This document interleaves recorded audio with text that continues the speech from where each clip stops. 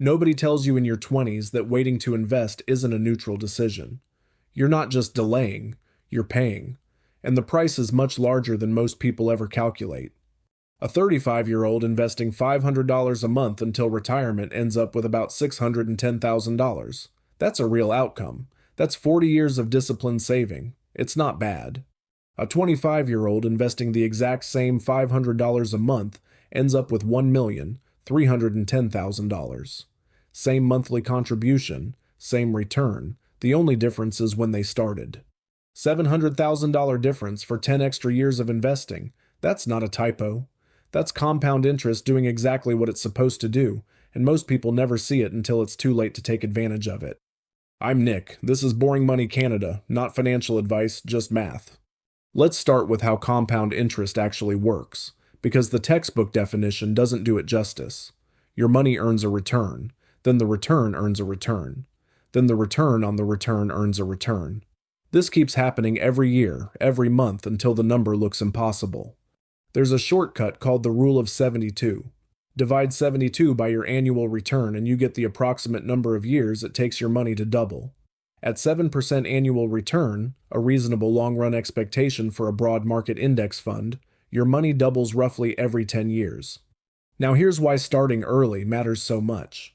A dollar invested at age 25 has 40 years to grow before retirement at 65. At 7%, doubling every 10 years, it doubles 4 times. $1 becomes 2, then 4, then 8, then 16. Every dollar you invest at 25 becomes $16 at 65. A dollar invested at 35 only has 30 years. It doubles 3 times. $1 becomes 2, then 4, then 8.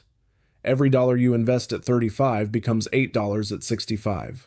Same dollar, half the outcome, because you missed one doubling cycle. A dollar invested at 45 only has 20 years. It doubles twice. 1 becomes 2, then 4. Every dollar you invest at 45 becomes $4. The 25-year-old gets 4 times more from each dollar than the 45-year-old, not because they invest better, because they started earlier. Now let's build the actual numbers. $500 a month at a 7% annual return. We're using the standard compound interest formula, the same one your bank uses. These are not estimates. This is the math. Start at 25, retire at 65. That's 40 years, or 480 monthly contributions. $500 a month. Total contributed $240,000. Total at retirement, $1,310,000.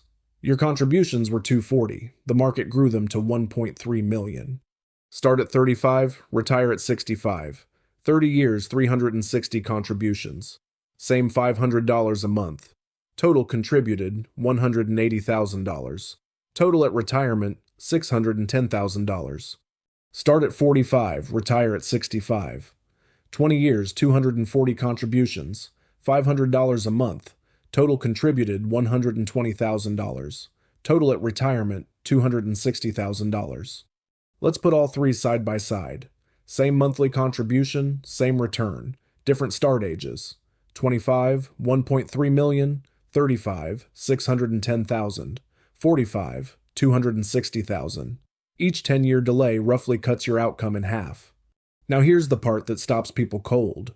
The 25-year-old contributed only $60,000 more than the 35-year-old. $240,000 versus $180,000. That $60,000 gap in contributions became a $700,000 gap in outcomes. Those early dollars didn't just grow, they compounded on themselves for 10 extra years, and that one extra cycle changed everything. Think about that $60,000. That's $6,000 a year, $500 a month, the first 10 years of investing. Those dollars, because they were invested early, each got that fourth doubling cycle. They turned into $16 instead of $8. The last 10 years of contributions don't have that. Only the first 10 do. So what happens if the 35-year-old tries to catch up? What if they decide to contribute more to make up for the lost decade? To match the 25-year-old's $1.3 million by retirement, the 35-year-old needs to contribute $1,074 a month, more than double, for the entire 30 years. That's $386,640 in total contributions versus $240,000. You cannot buy back time, but you can see exactly what it costs. There's one number I want you to sit with. Every year of delay in your mid-20s costs approximately $90,000 at retirement, not starting at 26 instead of 25. Roughly $92,000 gone from your retirement account. Missing 1 year doesn't feel like anything. The compounding math says otherwise. If you're 30 right now and haven't started yet, that math has been running against you for 5 years. That's not a reason to feel bad. It's a reason to start today instead of tomorrow. The best time to start was 10 years ago. The second best time is now, and that's not a cliche, it's the math. Now I want to address the most common objection, because it's a real one. You didn't have $500 a month at 25. Most people don't.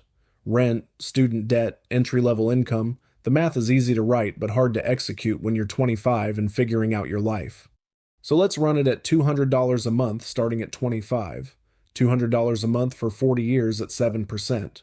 Total contributions, $96,000. Total at retirement, $524,000. Now compare that to $500 a month starting at 35. The same scenario from earlier. Total at retirement, $610,000. The 35-year-old investing $500 a month barely edges out the 25-year-old investing $200 a month. Half the monthly amount, started 10 years earlier, almost keeps pace. Time is doing more work than money. Push it further. $100 a month starting at 25. That's 2 cups of coffee a week. Less than most people spend on subscriptions they forgot about. $100 a month for 40 years at 7%, $262,000. Tax-free inside a TFSA. That's a meaningful retirement supplement from the cost of a streaming service. The minimum viable version of this strategy is start with whatever you can, as early as you can, and increase it every time your income goes up. The amount matters less than the start date. The amount you can increase later. The start date you cannot change. Now let's talk about where to put this money in Canada, because the vehicle matters almost as much as the timing. This is where the TFSA becomes one of the most powerful tools available to any Canadian investor. The TFSA annual limit in 2026 is $7,000. That's $583 a month. Almost exactly the $500 scenario we've been running. And your cumulative TFSA room, if you've been eligible since 2009, is $109,000 as of 2026. Here's what that means for the math. The 25-year-old who fills their TFSA with $583 a month doesn't just end up with $1.3 million. They end up with $1.3 million, completely tax-free. No capital gains tax, no tax on dividends, no tax on withdrawal. The government's cut is zero. A taxable account doesn't do that. If you have unused TFSA room, and most Canadians do, you can start catching up right now. Every dollar you put in today starts compounding. The room you didn't use in previous years doesn't disappear. It carries forward. Start filling it. What goes inside the TFSA matters too. You don't need to pick stocks. You don't need to time the market. The 7% return in this entire video is based on a broad Canadian or global market index fund, the kind available at any self-directed brokerage in Canada for a management fee of around 0.2% per year. That's $2 on every thousand, not 2%, $2. The strategy is deliberately boring. One TFSA, one broad market index ETF, pre-authorized monthly contribution, set it, forget it, don't touch it, no rebalancing until much later, no watching the market. The boring investor is the one who ends up with $1.3 million. The automation piece is not optional. When the contribution is automatic, it happens whether you feel like it or not, whether the market is up or down, whether you had an expensive month. When it's a manual decision, it doesn't happen. The single most important setup step in this entire process is turning the contribution into a pre-authorized transfer that you never have to think about again. Let's talk about what happens if you're 35 right now and this video is making you uncomfortable. Good. That discomfort is information. Here's what the math actually says to you. The window isn't closed, it's just smaller than it used to be. That means every dollar in every month matters more now, not less. At 35, you have 30 years to retirement, $610,000 at $500 a month. That is a genuinely good outcome, It's not the 1.3 million, but it funds a real retirement, especially combined with CPP, OAS, and any RRSP you've built. The damage from waiting is real and it's already done. The compounding from today is also real and it starts the moment you begin. And if you can contribute more than $500 a month, do it. At 35, $1,000 a month for 30 years at 7% compounds to $1,219,000. Not the same as starting at 25, but genuinely strong. The catch-up is hard, it's not impossible. The math rewards the increase. Here's the summary. $100 a month at 25 beats doing nothing. $200 a month at 25 nearly matches $500 a month at 35. $500 a month at 25 produces $1.3 million. The same $500 at 35 produces $610,000. The gap is $700,000, and it comes entirely from 10 years and one extra doubling cycle. You cannot change when you started. You can change when you stop waiting. If you're in your 20s, the most expensive financial mistake you can make right now isn't a bad investment. It's not starting. If you're in your 30s or 40s, contribute more, automate it, and stop letting perfect be the enemy of started. The boring answer: open a TFSA if you don't have one. It takes 20 minutes.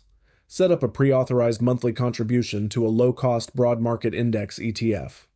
Pick an amount you can afford. Start today. Increase it next year. The math does the rest. I'm not a financial advisor, I'm just math. And the math says the only move that doesn't work is waiting another year to think about it. Subscribe. One of these every week. Next time we're going into another number most Canadians have never calculated, and the result is just as surprising. The boring one wins.